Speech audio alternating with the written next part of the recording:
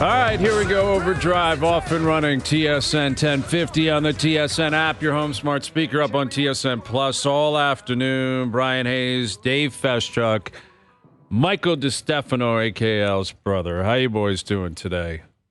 Slightly more somber than we were on Monday coming in based off of, the great weekend. Canada, they won. We had high hopes. A chance for them to go into Argentina and possibly, win.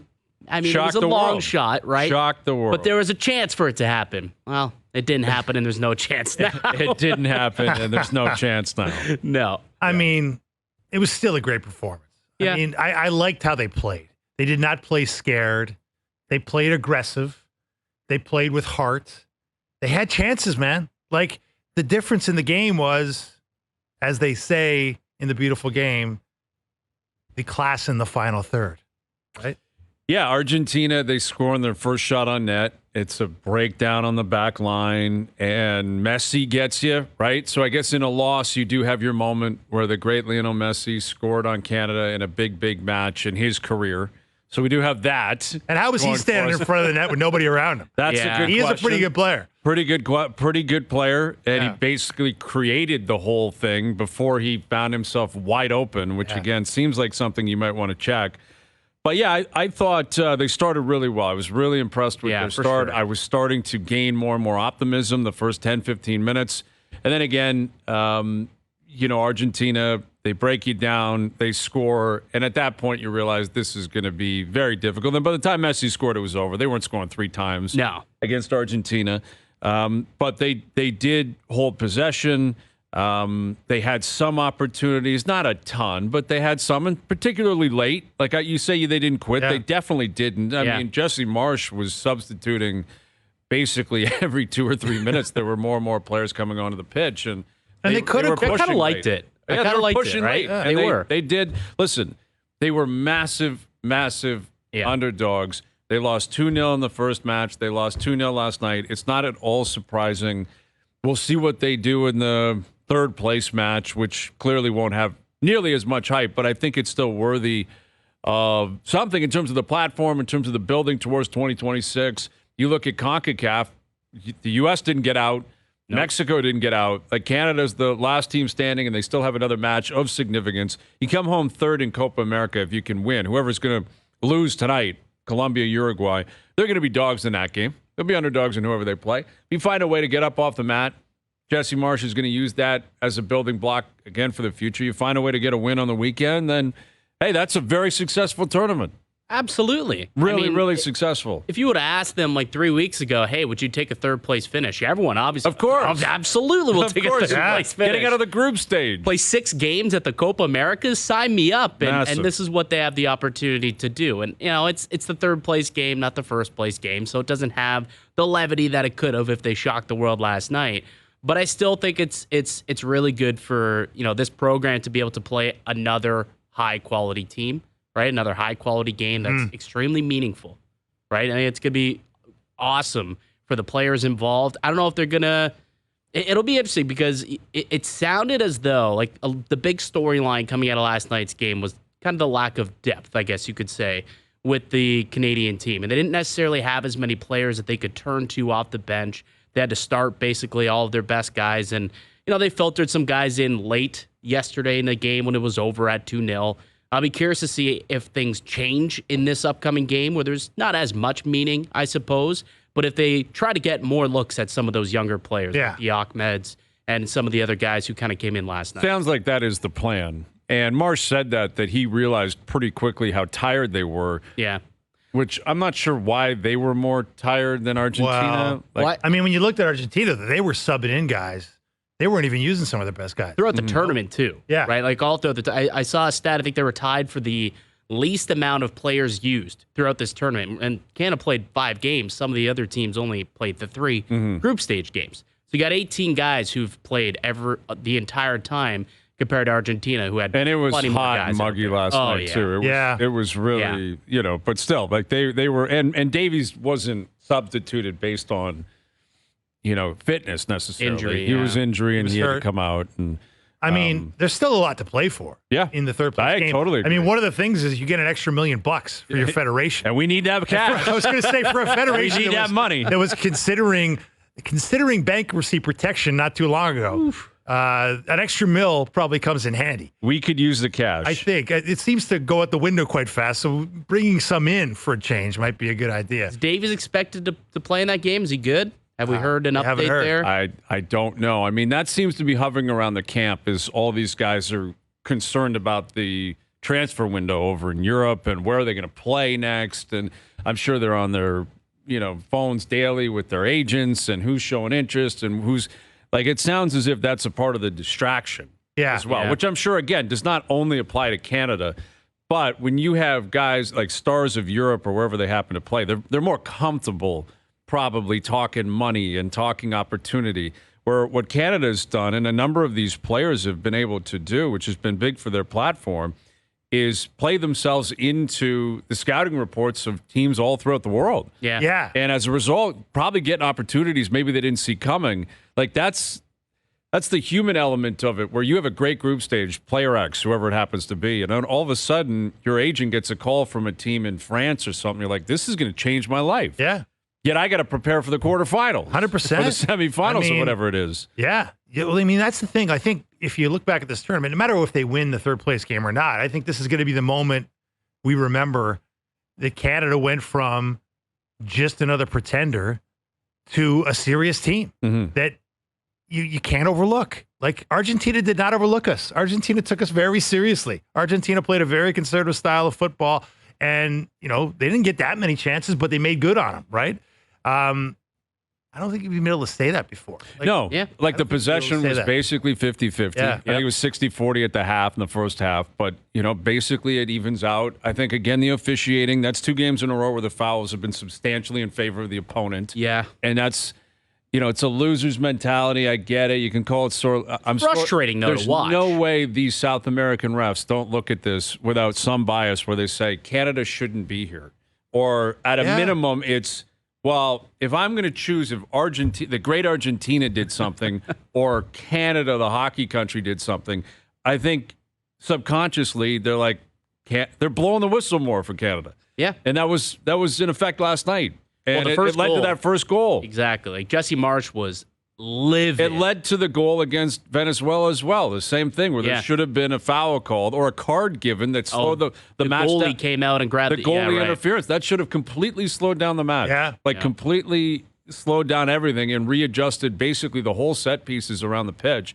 And next thing you know, the ball's in the back of the net. So Canada got jobbed. The out of bounds call on Schaffelberg. Yeah. Now, granted, from TV, I couldn't see. I mean, half the time I think the ball's out of bounds when I'm watching it. It's not. It's incredible how much they could actually toe that line when they're playing. But then you see the replay, and it's like that ball did not go out of bounds at all. The official is right there. The line's official is right there, and I don't understand what he saw that no one else did. Well, and this is where, again, we're playing in their tournament. It's Argentina's world. We're just living in it. Like, it's understandable to an extent when you're playing Argentina that's going to happen. But in 2026, when we're playing at home, that's where you hope it swings the other way. Wow. That's where you hope it gets to a point where it swings the other way. And this will be on the Canadians, and I'm very curious to see how the ticket sales work, what we end up. Like, what are the obligations in terms of you have to sell tickets and you have to have, available tickets to opponents that are going to arrive, whoever they're going to play. We still don't know who they're going to play. Yeah. But, last night, that was 80% Argentina, 90%, probably 90% Venezuela the other night. When we're at BMO or we're at BC Place, like, is that going to be 80% Canadians? 90% Canadians? I don't think it's going to be that much. I don't think it ever can be in a World Cup. I guess it's more difficult to control the tickets from that standpoint, but it's got to be 50-50. Well, don't you call on Canadians to make sure it's 50-50? You got to have a 50-50. Here's a problem, have though. it that It's such a multicultural country, right? You've got so many people who root for other teams. Like, let's say they end up in a group with, Portugal or Italy or something like that in the World Cup. No matter how many Portuguese and Italians are in this city, that screw Canada, Forza. Well, let's be honest here. If that happens, that's disgraceful. But it's going to. Yeah. Okay. But exactly. In a free country, do whatever you want. But if Canada's in these other playing countries, at home, that doesn't happen. Like Argentina, it's not happening. Of course not. But it shouldn't happen here. I mean, that's just. I'm not disagreeing with you that could happen. Whatever the team might be. But to me, if you are Canadian and you're going down to watch Canada play in the World Cup, a game they're hosting, and you're rooting for the other team, you'd ask Andy Petrillo how she would feel. Yeah. Well, I can't answer. I can't answer that. I would like to believe Andy, as a good Canadian girl, would show up with that Canadian flag painted on her face, rooting for the Canadians. I mean, I'd like to believe that would be the case. I think she would. Because I guarantee you I'll be doing that. I don't think there's any doubt that Andy is a Canadian. Andy is a great Canadian. Is a great Canadian. Let's do not disparage the name of my good friend Andy. No.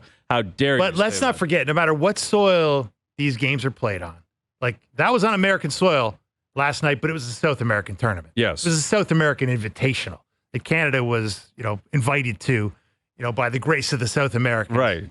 And let's not forget, guys, like we're playing with the big boys of global soccer now, right? Global soccer is controlled by two federations, and one of them does not reside in North America. Right. CONCACAF is not one of them. It's Europe and it's South America. Europe and South America are the only two continents that have won the World Cup. They are the two continents that control the FIFA World Cup. Mm-hmm. Okay, so we have to your point, it's Argentina's world. We're just living on it. Yeah, that's exactly right. Yeah. And it's not going to change because we're playing at BMO Field. It's still a FIFA production. It's still a European, South American co-production. And it's going to be very difficult to break through there. It very well could be. You're right. And listen, it's probably to be expected and somewhat deserved. These countries deserve the pedestal they're on because they've earned them. They are the best soccer countries around the world, and they have been for 100 years. We're just getting here. We have not had a profile on the international stage really ever. And we had Brendan Dunlop in here yesterday, and Dunlop said it just matter-of-factly. He's like, Canada will never miss another World Cup because of the expansion to 48 countries not getting in. And he said his understanding is 6 or 7 teams from CONCACAF. Now, I think there could be some windows where there's ins and outs, but if this is the beginning of a new young wave, where sure, it might be thin on depth, but there's a nucleus that can carry you through a few, and there's that you got to get wave after wave after wave. That's why Argentina is what it is, and Brazil is what it is, and England and the Netherlands and Spain and Germany and France, because every wave there's more and more players that just keep the boats afloat. Yeah, that has to be a part of our program, and that speaks to the money. You got to have the money to do it, but. Right. That could be a reality. I had never thought of that until Dunlop said it yesterday. Yeah. Like with the expansion of it, we may not live in a world anymore where Canada's excluded from the World Cup. You're right. Now, it's still a caste system, and we're not in the same level as these other countries that we're talking about here, nor do we deserve to be. I mean, let's have some, let's not be naive here. We're not on the same level as Argentina, right? Or Brazil or any of these other teams. But maybe in 20 or 30 years, you can keep punching above your weight class and moving up and up and up, where maybe we're having this chat 30 years from now and we just belong. Because right now, it's still a conversation of not belonging. And Copa America is probably a perfect example of that because it's literally not our tournament. We actually don't belong. They've invited us in. Right. And we've rocked the apple cart here because we're knocking out teams that are like, why are these guys here? What's going on here? Why are they getting to play Messi in New York? That's a great scene that a lot of countries would have loved to take advantage of last night, and there's our guys taking advantage of it. It's a great story. It's huge. Yeah. I felt a lot of patriotic pride last night. I loved it. No, it's a huge moment, and you had to love it, and you had to love how they responded to it. But I thought Eustachio made an interesting point after the game, and it was kind of what you're saying. He was just he was making the case that, look, if we want to take the next step, we have to ensure that we have a system in our country with the Premier League and all the other feeder leagues that would, create the next wave of pros in good health. And I think the reason he's saying that is because there's some concern it's not in great health right now. And that hopefully with all the attention, hopefully some money flowing in over this tournament and the one that's coming in 2026, little World Cup that's going to be hosted in Canada in part, hopefully that will set up Canada for the future. Do you think it's the chicken or the egg? And what I mean by that is it on Canadians collectively, the ratings to be up, the attendance to be up, the amount of money that's being infused by, ticket buyers and jersey buyers. Do you think it's on them first, or do you think it's on the corporations and possibly the government Like which because I don't really have the answer for that because.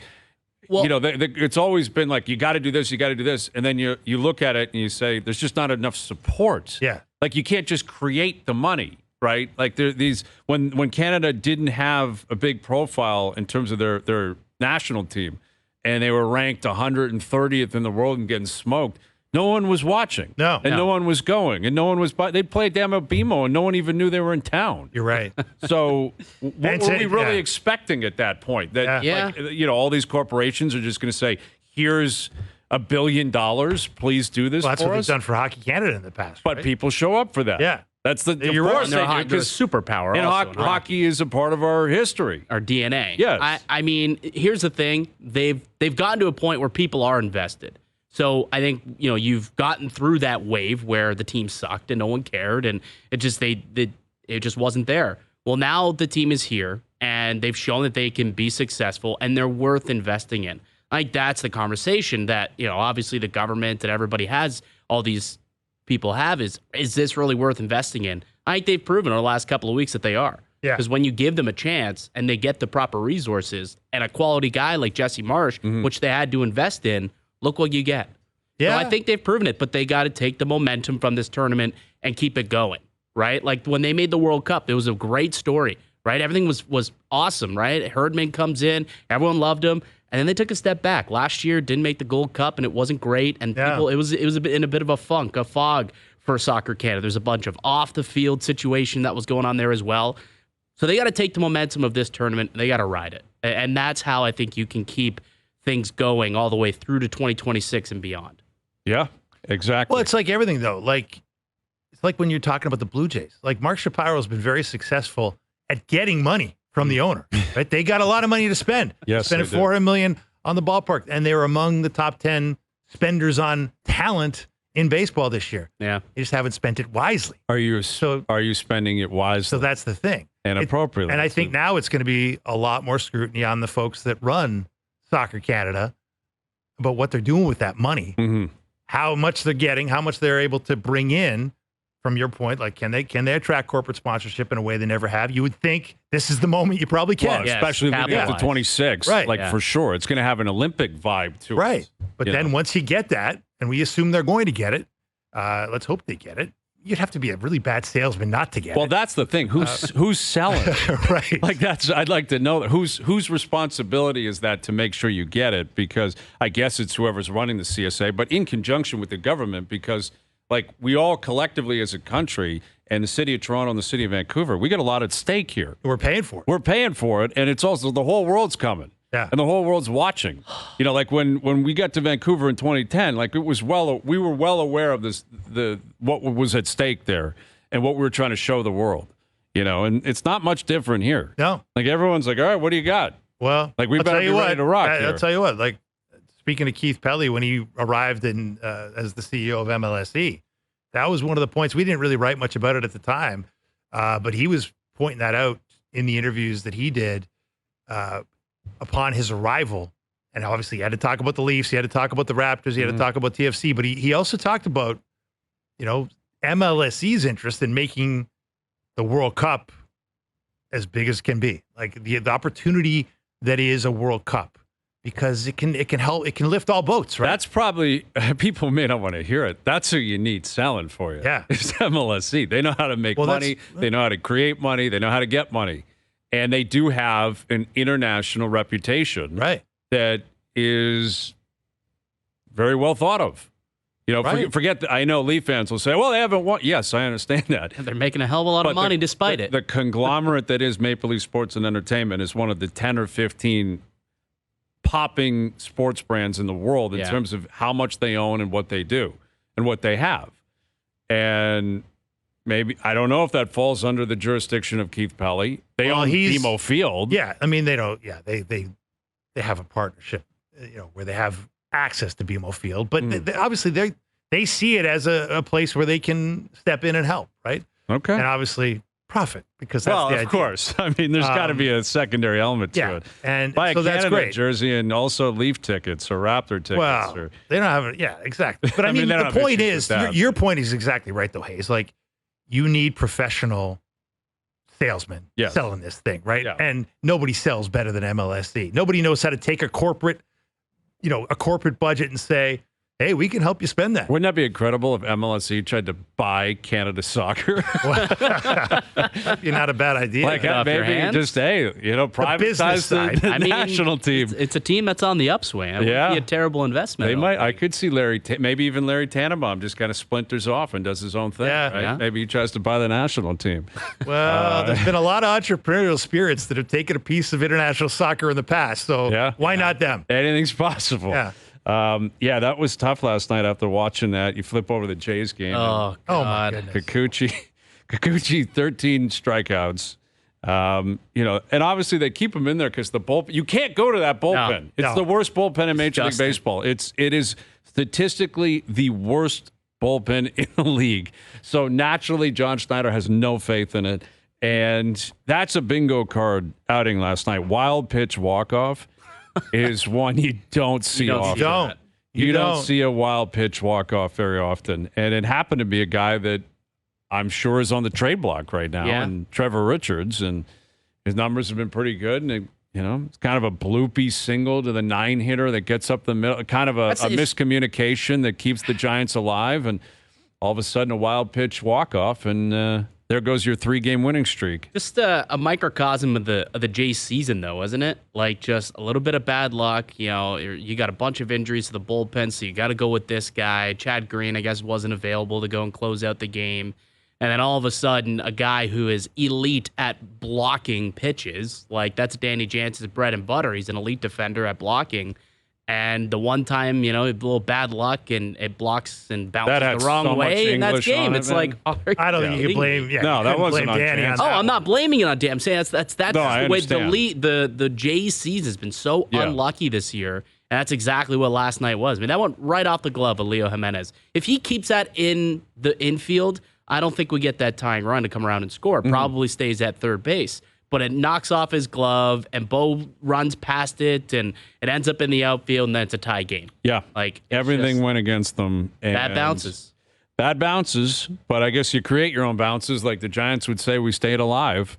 And those uniforms they were wearing last night are horrendous, I don't understand it. Like, what is Major League Baseball doing this year? I don't know, man. Like this those whole City Connect thing is just. What is that? It was like a faded pumpkin. It looked more like a Cleveland jersey, to be honest. I turned it on. I'm like, are they in Cleveland? No. What's going on? Why do they got red and brutal helmets? Terrible. Like I don't unless I'm missing something. Like watching that last night, I'm like, what the hell are the Giants doing? Because they've got like a classic, great uniform. One of the best. Yeah. One of the best. Like the Giants pop when you see it. You're like, that's the San Francisco Giants.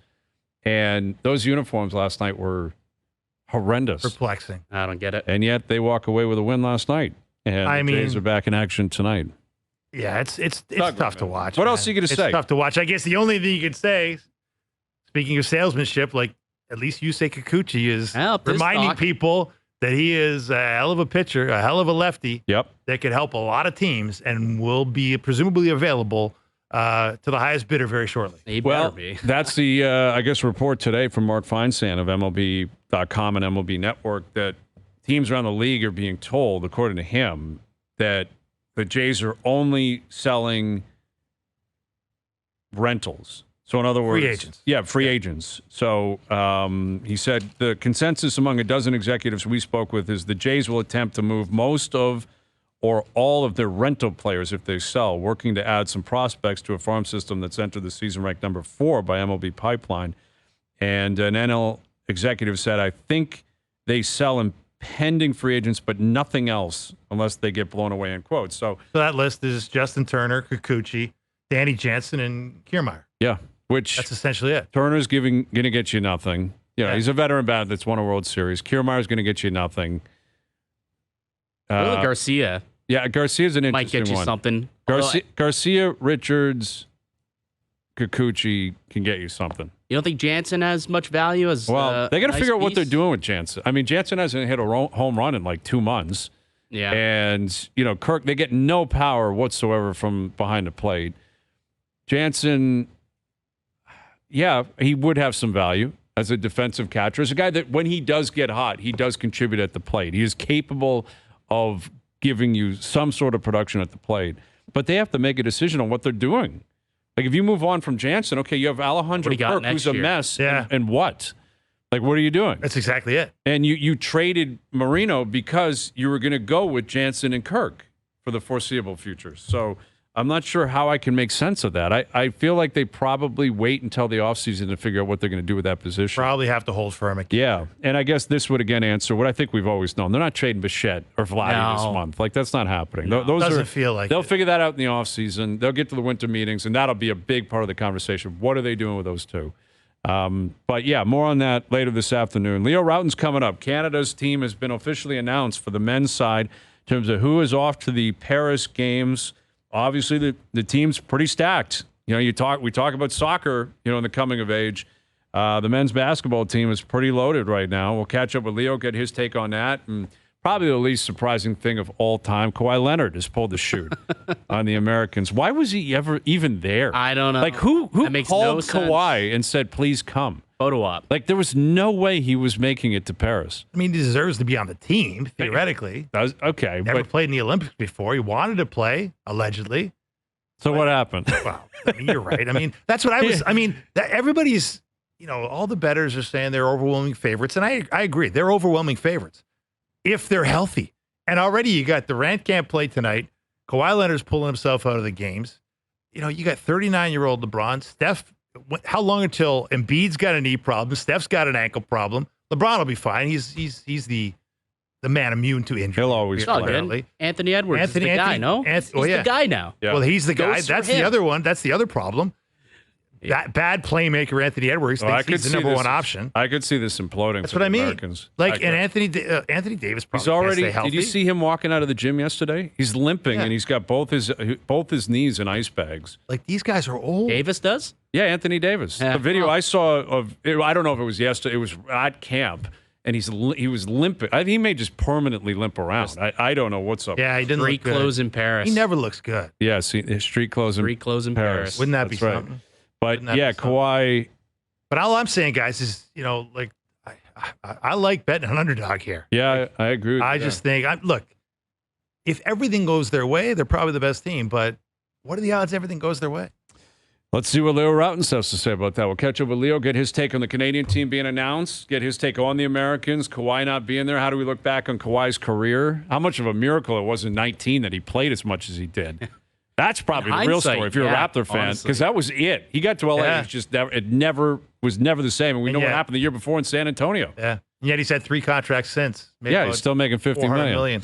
$400 million since he left. Pretty good. Can you setup. retire the name, I guess, of like a sports science guy, like is McKechnie? Should he go up in the rafters for that, or what? He might have to. Hey man, he's the obviously real they deal. did a pretty good job. And we're tracking England, Netherlands, where it's tied 1-1 about 68 minutes through that game.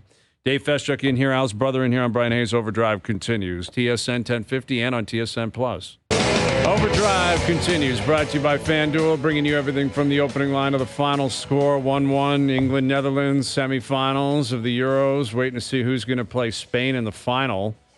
And Canada losing 2-0 to Argentina last night. More on that throughout the afternoon. Kevin Kilban will join us in studio in a couple of hours. We look forward to that. We've got Barry Trotz on the show today, too.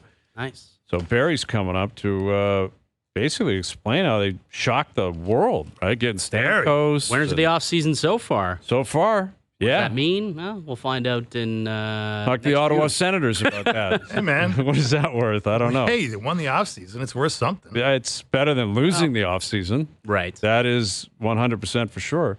But Team Canada has been established here in terms of the men's side going to the Olympic Games. And, you know, we've talked extensively about Shai Gilgeous-Alexander, about Jamal Murray, but it's chock full of NBAers. Like, I saw someone put together a B team, quote unquote, that would be basically all NBA players as well. Yeah. And Jordi Fernandez is preparing for a tune-up game in Vegas tonight against the Americans. And chat about it. Here's our TSN Raptors and NBA analyst. Here's Leo Rautins. There he is. How you doing, Leo? I'm good. How you guys doing? We're doing very well. We're excited about this team coming out. I mean, I don't think there's any surprises here. I'm ready. Hey, look at this. I'm ready. I got my shirt right there. Yes. All ready to go. I love it, man. Yeah. That's a good Canadian boy. I know. I think I have an idea where you are, too. You're in enemy territory right now. Well, hey, I'm acclimating to the situation there and hot, Okay. ready to go. It's all good. I love it. So what do you make of the team here? I mean, it's you obviously you focus on Shai, you focus on Jamal Murray, but a lot of talent here and high expectations. How do you feel Rowan Barrett, Jordi Fernandez did here in terms of compiling a team that they hope can compete in Paris?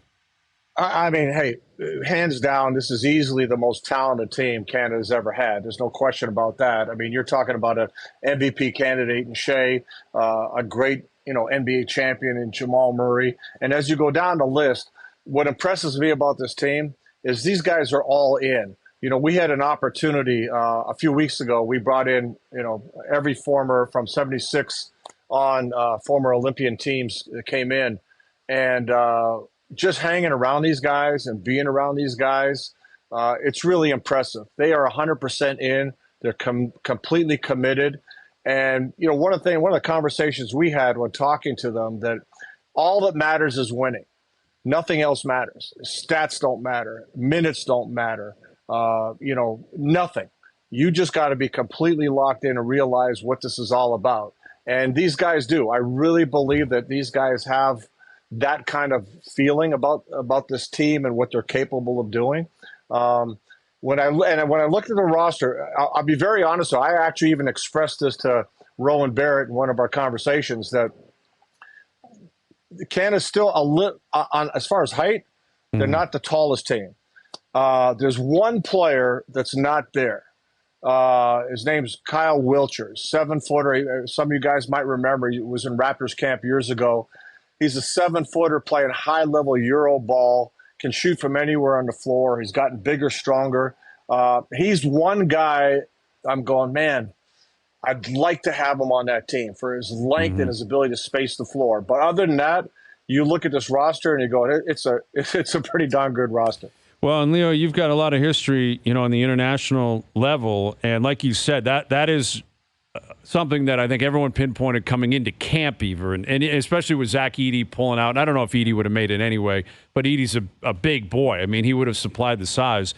How would you expect Jordi Fernandez to handle that? Like, does Olynyk start at the 5? Do you have like a natural 5? Do you just play small ball throughout the tournament, especially into crunch time late in the second half?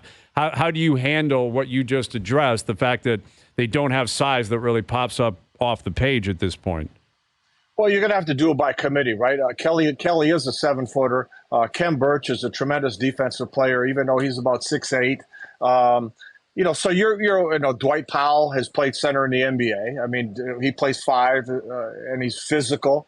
So that's going to be their game. And now I think the one thing you got to remember, you don't really see true post-up guys, right? Obviously, a Jokic can take you down there and he can do a lot of damage, but you don't see a lot of guys really taking people down low and posting them up as much as you used to see. So what you're going to have to do is just be extremely aggressive, put a lot of pressure on the basketball. I think that's something that's underrated. You've got a guy that's looking for the ball in the middle. The easier that pass is to make, the harder it is to defend in the post. So you put a lot of pressure on the ball. Don't give any easy looks inside. I think that's what they're going to have to do. They're going to have to play a very physical brand of basketball. And talking to Rowan from last summer to this summer, his biggest thing he wanted to address was defense and physicality and being aggressive, because he goes, hey, we can score. We got guys that can score. He wanted to be able to defend, and that's whether it's in the post or in a perimeter. And that's where the adjustments they made from last summer's team to this were to address the defense. Leo, we were just talking about the big elephant in the room, the USA men's basketball team. That's it's the Avengers, I guess they're calling themselves, trying to restore the honor of the dominant basketball country on the planet, Leo. But they're old, right? LeBron's 39, Steph's in his late 30s. We know Durant will not play tonight with a little tweak in the friendly against Canada down in Las Vegas. We know Kawhi Leonard just took himself out of the conversation due to an injury. What a shock that is, Leo. as much as they're the heavy favorites, we all acknowledge they're the most talented team and the most future Hall of Famers and all the rest of it. Do you see a path where they could have some trouble on account of the fact that they're old and in some cases decrepit? I wouldn't call them decrepit. I'd say, yeah, a couple of these guys are a little older, but hey, they're still a supremely talented team, and they're extremely athletic. But when you start looking at the Olympics, and this is kind of what I said last summer when everybody said, hey, these guys got a bronze, just take them all, they earned it. No. This Olympics are a whole different animal. If you can tweak, if you can get better, like having an Andrew Wiggins. A lot of people saying, why? I'll tell you why. Because it's the Olympics. And when you start looking at some of these teams, you look at France, their size, their athleticism. Australia's got an NBA roster. You look at Serbia beat Canada by 20 last summer, and they didn't have their top 7 guys, right? It's going to be very, very different in the Olympics. So the U.S., I don't think the issues for the U.S. are going to be that they're older. I think you're playing FIBA. And now enough of these guys have played FIBA, but the game is different. And I think that's the catch that always ends up hurting the U.S. It's a different game. There's no illegal D, right? There's no defensive 3 seconds. Mm-hmm. People can clog. Think about playing France now. You got Wemby, and everybody say he's the 7'5", okay? You look how big he is next to Gobert. And you got Gobert at 7 feet. Where they can clog the lane. They can stay wherever they want. You can take passing lanes, driving lanes away.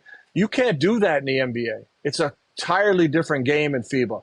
FIBA is also more physical, especially with the guards. That's one thing that shocks a lot of American players when they go play FIBA, the contact in the backcourt. It's like the old NBA when you play the Knicks and Doc Rivers and they beat you up in the backcourt. That's FIBA. So a lot of that is, I think, the adjustment for the U.S. The talent, the age, they got talent and they got tremendous skill. But I think you're playing a different game. You're playing teams that no longer fear you. You're playing teams that are big, athletic, and they understand the FIBA game extremely well. That's what you're fighting against. And regardless of who they bring, younger or older, that's what they're fighting against. Leo, I mean, we've talked a lot about Canada and how they were kind of put into the quote-unquote group of death heading into the Olympics here. So, what to you are the realistic expectations of this group? I think they can medal. But this is, again, it's the Olympics, right? So many things can happen. You have a bad game. You have a bad, when you crossover, anything can have points. I mean, people forget points can be the difference between you moving, getting a medal, not getting a medal. So many different things can happen in Olympic basketball. So I think they're capable of medaling. There's good chance that they have the best backcourt in the tournament with Shai and Jamal. And they're two-way players, right? These guys can guard as well as score. And we saw what Shai did last summer in the Worlds. He was unbelievable. So when you have that, you have a huge step.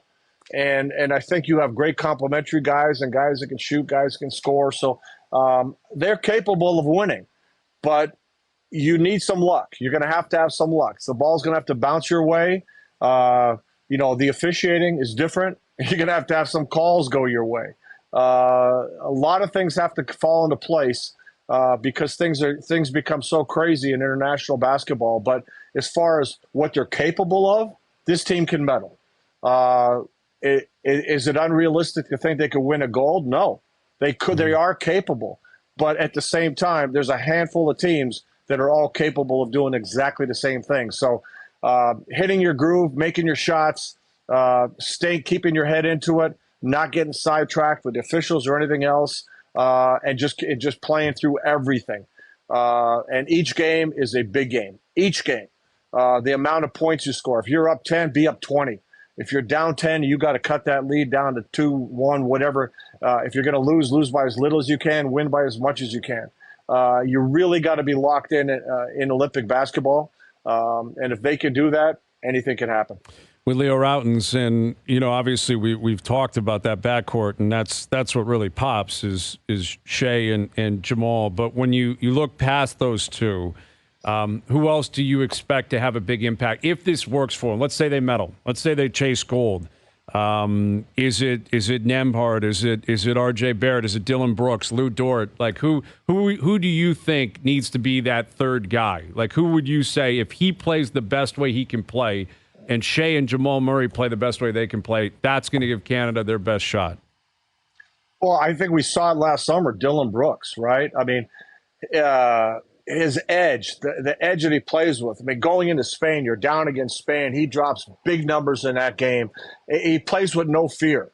So Dylan Brooks has to do that. At the same time, he's got to control it, right? Because, again, things can get crazy in FIBA. So as much as he plays with an edge and he's got that wild side to him, which I absolutely love. I'll take him on my team any day of the week, anytime. You got to control that too. But he's a guy that, he showed he could be a swing player. RJ's got a lot of international experience. I think Nembhard was a great pickup. We saw what he did with Indiana in the playoffs. And he's played FIBA. He understands the game. He's a strong physical guard. A player that I go back, obviously what I coach is Kelly Olynyk. Kelly's just one of those glue guys. But on a given night, Kelly's a guy that can also knock down shots and score. If anything, I always have to try to say to Kelly, shoot more, take more shots, be a little selfish, because he is that good a scorer. And in FIBA, he can break bigger guys down off the dribble because he's got a great handle for a guy his size. So you got a handful of guys, but if I had to pick, say, one, I'm going to go with Dylan just based on what he did last summer. Yep. I think that's what a lot of Canadians are focused on, and we can't wait for them to get over there. Canada-U.S. tonight out in Vegas. Little tune-up match. It should be a fun one. Great stuff, Leo. Really appreciate you doing this. Thank you. Always a pleasure, guys. I got to go. It's pretty hot out here. Yeah, so, go jump in that pool, man. Cannonball. It's wine and twine time for Leo. Yes, it is. Go do your thing. Thanks, Leo. There's Leo Rautins. And, he's got me jacked for that tournament now. It's like I'm seeing pictures circulate of Jamal Murray and Shai Gilgeous-Alexander, just walking up the court or sitting there talking to each other. It's pretty exciting when you can legitimately make that comment without people going nuts that they might have the best backcourt in the world right now. Like that's how good these two are. And that's going to be the bread and butter. Like those two are going to have to drive a lot of this. Yeah, for sure. I mean, we got to overcome the fact that we're not big, right? Mm-hmm. And as Leo said, like you think about France with no defensive 3 seconds. Right. And Wemby and Gobert in the paint. Just better hit shots, man. You're going to have to make a lot of threes. Shots. Yeah. And that's the one thing I them to come out. Yeah. And I was talking to a couple of the alumni of the team over the last couple of days, and that's one of the other concerns. The lack of size is number one. Number two is, do we have enough knockdown shooting? Because when you think about the World Cup, like Dylan Brooks shot out of his mind. And we needed a lot of those big threes. Like he had a big three against Spain to knock out Spain. He shot like he's never shot before and maybe since. So, like, I wonder, like, now, Jamal Murray wasn't there, and he's obviously a very capable shooter at the best of times. So they're going to need somebody to make some big, big threes. That's how FIBA goes nowadays. It's a bunch of pick and rolls, a bunch of wide open threes. And if you make your threes, you're in a good spot. Yeah. Yep, you're in a good spot. All right, thanks again to Leo. We got Barry Trotz coming up. We've got Kevin Kilbane. The filter is back, right? Al's brother and his John Cena take was so well received that the people are demanding more of the filter. So we're going to have that at 5:30. So have yourself prepared, Al's brother. I know you will be. We'll get to that coming up as well. Overdrive continues, TSN 1050 and on the TSN app. All right, Barry Trotz coming up. Al's brother in the filter at 5:30. England just made a 2-1 in injury time.